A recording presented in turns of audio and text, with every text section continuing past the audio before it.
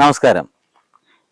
2020 മുതൽ 2025 വരെ വികസന പാതയിൽ ഈസ്റ്റ് എളേരി ഗ്രാമപഞ്ചായത്തിന്റെ 5-ാം വാർഡ് മെമ്പറായി പ്രവർത്തിച്ച ശ്രീ കെ മോഹനാണ് ഇന്ന് നമ്മുടെ അതിഥിയായി എത്തിയിരിക്കുന്നത്. ഏറെ സ്നേഹത്തോടെ അദ്ദേഹത്തെ ഈ പ്രോഗ്രാമിലേക്ക് സ്വാഗതം ചെയ്യുന്നു.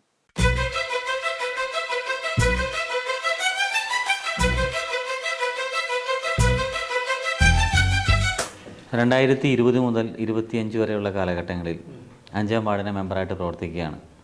ഈ കാലയളവിലെ അങ്ങയുടെ എക്സ്പീരിയൻസുകൾ എന്തൊക്കെയാണ്? എന്തൊക്കെ ജനങ്ങളിൽ നിന്നും അതുപോലെ വികസന പ്രവർത്തനങ്ങളിൽ നിന്നും ജനങ്ങളിലേക്ക് എന്തൊക്കെ കാര്യങ്ങൾ ചെയ്യാൻ സാധിച്ചു? മെയിനായിട്ട് റോഡാണ് ഏറ്റവും പ്രധാനമായിട്ടുള്ള ഒരു കേസ്. എല്ലാ ഭാഗത്തേക്കുള്ള റോഡ് പൂർണ്ണമായി ആയില്ല എങ്കിൽ പോലും ഒരു പരിധി വരെ അത് പരിഹരിക്കുന്നതിന് വേണ്ടി കഴിഞ്ഞിട്ടുണ്ട്. തീർച്ചയായിട്ടും. അതുപോലെ തന്നെ ഞാൻ കൊടുത്ത 2 വാഗ്ദാനങ്ങളിൽ നടപ്പിലാക്കാൻ ബാക്കിയുള്ള എന്ന് പറയുന്നത് ഒന്ന് ബസ് സ്റ്റാൻഡ് നിർമ്മാണമാണ്. അത് സ്ഥലമെടുപ്പുമായി ബന്ധപ്പെട്ടുള്ള തടസ്സങ്ങൾ. അപ്പം പഞ്ചായത്തിന്റെ പൈസ കൊടുത്ത് സ്ഥലം എടുക്കുന്നതിനുള്ള പ്രശ്നം വെച്ചാൽ അതിന് വാല്യൂഷൻ സർട്ടിഫിക്കറ്റ് കിട്ടാത്തൊരു പ്രശ്നമുണ്ട്. നമുക്കിപ്പോൾ അവിടെ സ്ഥലം നമ്മൾ കച്ചവടമാക്കിയത് 1 സെന്റിന് 1 ലക്ഷം ഉറുപ്പിക വെച്ചിട്ടാണ്. എന്തൊരു സ്ഥലം എടുത്തത് അവിടെ? 5 സെന്റ്. 5 സെന്റ് സ്ഥലം ആദ്യം നമ്മൾ ഒരു 70 ഏക്കർ 70 സെന്റിന് എടുത്ത് കച്ചവടമാക്കി. അത് ഈ പറഞ്ഞ അതിന് 80,000 രൂപ 1 സെന്റിന് ആണ് അതിന് നമ്മൾ കൊടുക്കാൻ വേണ്ടി തീരുമാനിച്ച വില കച്ചവടമാക്കിയത്.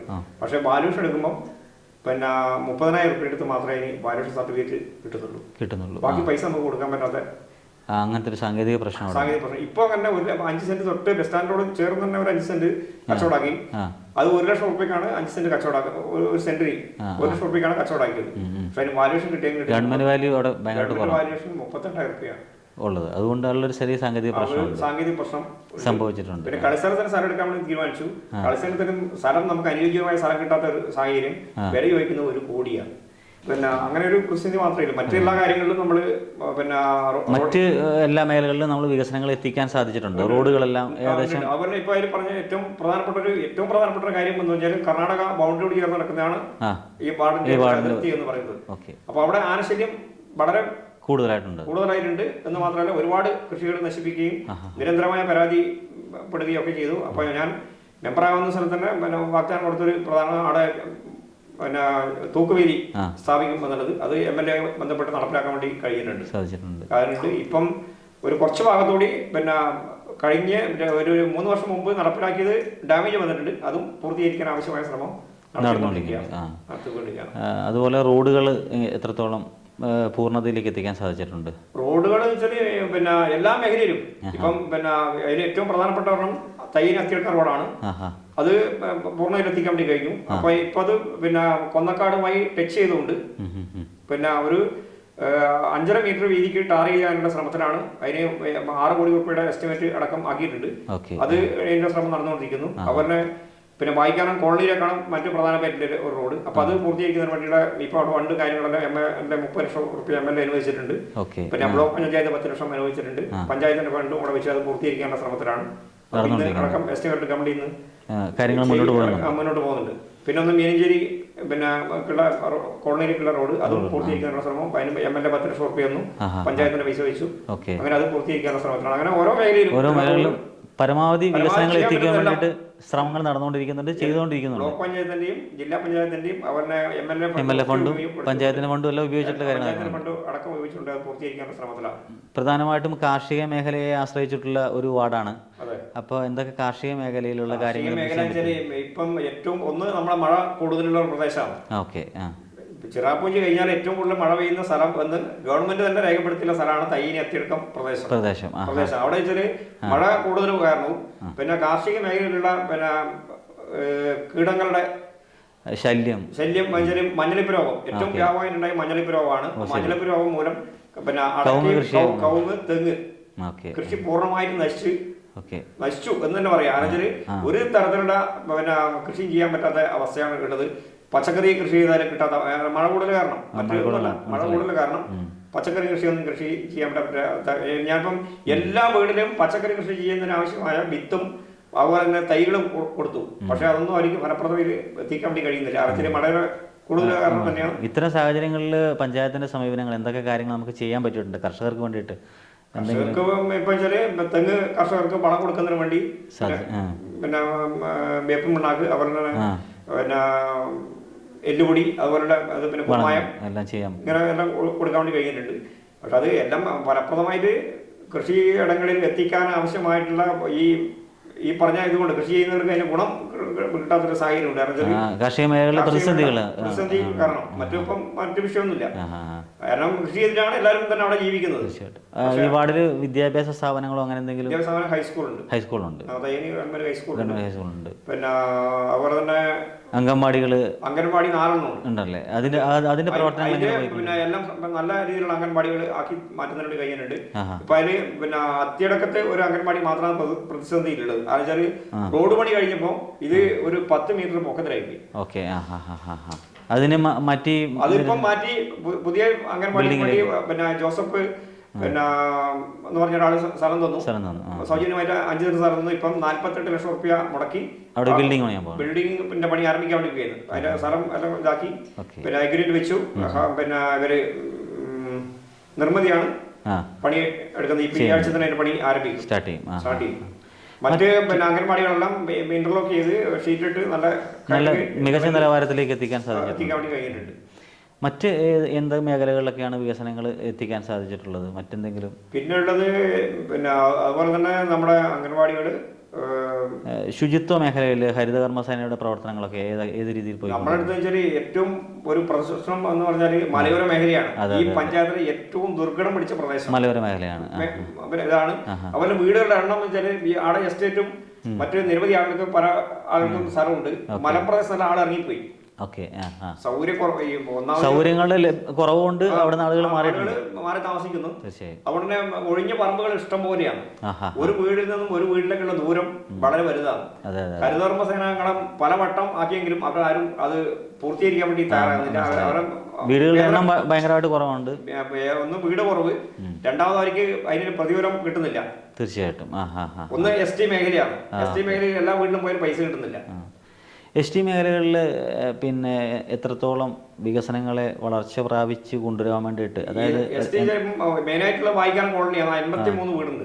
ആ 53 വീടുകളിലേക്ക് ആവശ്യമായ കുടിവെള്ളം എത്തിച്ചു കൊടുക്കുന്നതിന് വേണ്ടി അവരുടെ വീടുകളുടെ നിലവാരങ്ങളൊക്കെ എല്ലാം നല്ല സൂപ്പർ വീടുകളാണ്, നല്ല രീതിയിലുള്ള വീടുകൾ. അവിടെ പിന്നെ പഞ്ചായത്തിന്റെ തലത്തിൽ മാത്രമല്ല, അവിടെ പിന്നെ MLA പിന്നെ അംബേദ്കർ സെറ്റിൽമെന്റ് കോളനി 1 കോടി റുപ്യ അനുവദിച്ചു. അതിന്റെ ഫലമായിട്ട് 12 വീടും 9 വീട് റിപ്പയറും 12 വീട് പൂർണ്ണമായിട്ടും നിർമ്മിതി തന്നെ കെട്ടിക്കൊടുത്തു. നല്ല രീതിയിൽ വീട് കെട്ടിക്കൊടുത്തു. പിന്നെ മറ്റ് നവീകരിക്കാനുള്ള 9 വീടുകൾ നവീകരിച്ച് അത് ഇതാക്കിയിട്ടുണ്ട്. അവന് ഇപ്പം പിന്നെ കുറെ ഒരു പിന്നെ 10-20 വീടിന്റെ ഇനിയും കൂടെ നവീകരണം നടത്താനുണ്ട്. അത് നടന്നുകൊണ്ടിരിക്കുകയാണ്. ഇപ്പം അത് സംസ്ഥാന ഗവൺമെന്റ് തന്നെ 2 ലക്ഷം 2.5 ലക്ഷം കൊടുത്തുകൊണ്ട് അത് നവീകരിച്ചുകൊണ്ടിരിക്കുകയാണ്. അതുപോലെ തന്നെ അവിടെ എല്ലാവർക്കും വീടായി. തീർച്ചയായിട്ടും വീടില്ലാത്ത ഒരാളുമില്ല. സാധ്യമായ എല്ലാ മേഖലകളെയും വികസനങ്ങളിലേക്ക് എത്തിക്കുവാൻ വേണ്ടി സാധിച്ചിട്ടുണ്ട്. തന്നെ കുടുംബശ്രീയുമായി ബന്ധപ്പെട്ടുകൊണ്ട് ജില്ലാ മിഷന്റെ ഒരു പദ്ധതി എന്ന നിലയിൽ 3 കോടി രൂപയുടെ പിന്നെ പദ്ധതി ആ കോളനിയിൽ മാത്രം നടപ്പിലാക്കാൻ വേണ്ടി പോവുകയായിരുന്നു. എല്ലാവർക്കും തൊഴിൽ എന്ന പദ്ധതി, കുട്ടികളുടെ വിദ്യാഭ്യാസമായി ബന്ധപ്പെട്ടിട്ട് അവർക്ക് പ്രത്യേക ട്യൂഷൻ കാര്യങ്ങളും ഒക്കെ തന്നെ നടത്തുന്നുണ്ട്. യുവാക്കൾക്ക് പിന്നെ ഒരു സംഘം രൂപീകരിച്ചുകൊണ്ട് ചെണ്ട വാദ്യമേളം അതിനാവശ്യമായ ഉപകരണം എല്ലാം കൊടുത്തു. ചെണ്ടയും അടക്കം എല്ലാം സാധനങ്ങൾ പിന്നെ കൊടുക്കാൻ വേണ്ടി കഴിയുന്നുണ്ട്. അതുപോലെ തന്നെ ഇപ്പം പിന്നെ സ്ത്രീകൾക്ക് വേണ്ടിയില്ല തൊഴിൽ സംരംഭങ്ങൾ ആരംഭിക്കുന്നതിന് വേണ്ടി ഇപ്പം പശുവിനും ആട് കോഴി പോലുള്ള ഇത് കൊടുക്കാൻ വേണ്ടി തീരുമാനിച്ചിട്ടുണ്ട്. 29 ആളുകളുടെ അപേക്ഷ ഇപ്പം വാങ്ങിക്കഴിഞ്ഞു. ഇപ്പം പിന്നെ ഈ വരുന്ന 11-12 തീയതികളിൽ കുടുംബശ്രീ അംഗങ്ങളെ 36 പേരെ ഉൾപ്പെടുത്തിക്കൊണ്ട് അവർക്ക് പ്രത്യേക ട്രെയിനിങ്ങും കാര്യങ്ങളും കൊടുക്കാൻ വേണ്ടി പിന്നെ കൊന്നക്കാട് ടൂറിസ്റ്റ് കേന്ദ്രത്തിൽ വെച്ച് അത് നടത്താൻ വേണ്ടി പിന്നെ സെമിനാറും കാര്യങ്ങളും നടത്തുന്നുണ്ട്.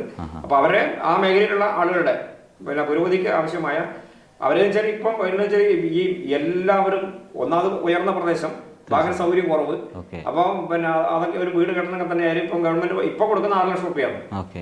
അവിടെ ആദ്യം കെട്ടിയിരിക്കുന്നത് 3 ലക്ഷം റുപ്യ 2.5 ലക്ഷം റുപ്യ ഒക്കെയാണ് വീട് കെട്ടിയിരിക്കുന്നത്. അതും അവരുടെ പരമാവധി ചെയ്യാൻ പറ്റുന്ന രീതിയിൽ ഇപ്പൊ ചില 450 സ്ക്വയർ മീറ്റർ ആണ് വീട് ചെയ്യേണ്ടതെങ്കിൽ അവർ 600-700 ചെയ്തവരുണ്ട്.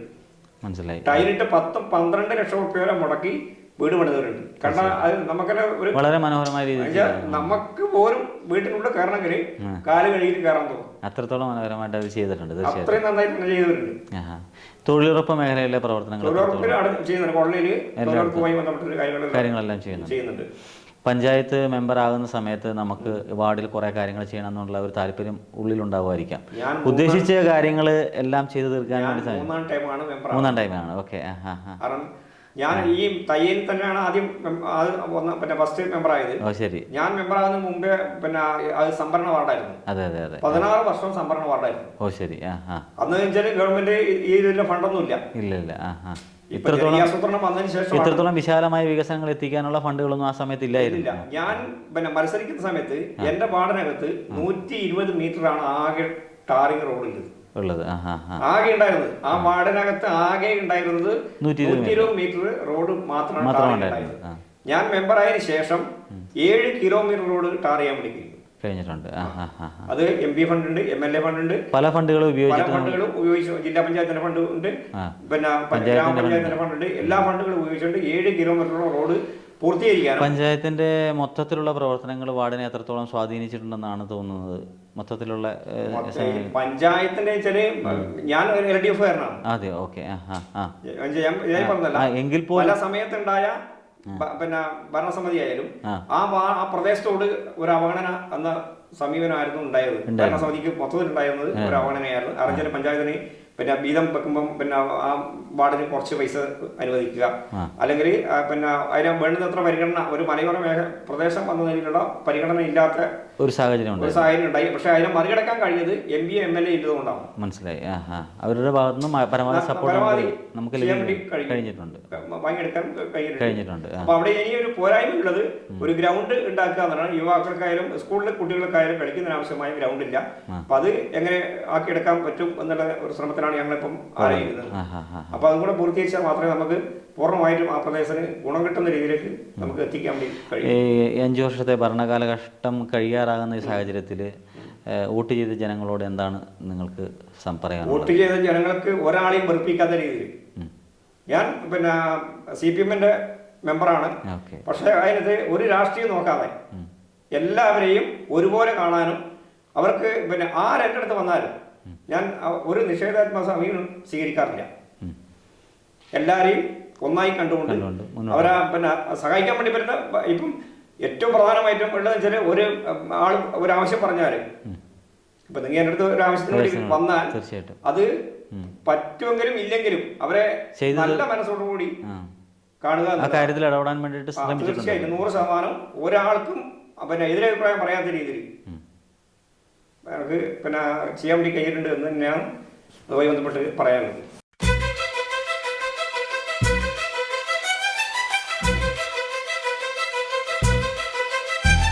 വികസനത്തിന്റെ പാതയിൽ തലമുറകൾ പകർന്നു നൽകിയ ആർജവവും സ്വപ്നവും കർമ്മവീഥികളിൽ യാഥാർത്ഥ്യമാക്കുവാൻ ചരിത്രം നിയോഗിച്ച വഴിത്താരകളിലൂടെ ഈ കാലഘട്ടത്തിന്റെ വികസന സ്വപ്നങ്ങൾക്ക് ഒപ്പം സഞ്ചരിക്കുവാൻ കർമ്മനിയോഗം പോലെ ചരിത്രത്തിൽ ഇടം നേടിയ വ്യക്തിത്വങ്ങൾക്ക് അഭിനന്ദനങ്ങൾ.